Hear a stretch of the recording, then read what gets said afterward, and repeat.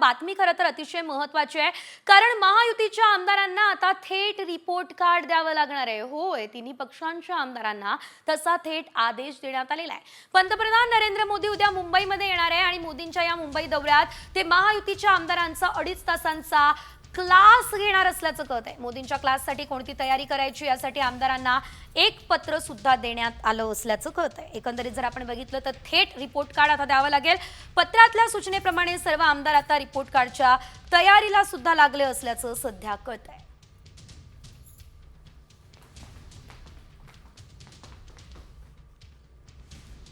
महायुतीच्या दणदणीत विजयाची नेमकी कारणं कोणती, हा रिपोर्ट कार्ड द्यावा लागणार आहे. हा प्रश्न आहे रिपोर्ट कार्ड मधला.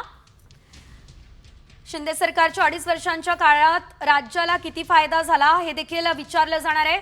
राज्य आणि केंद्र सरकारच्या योजनांची अंमलबजावणी मतदारसंघात किती प्रभावीपणे करतात हा देखील प्रश्न आहे.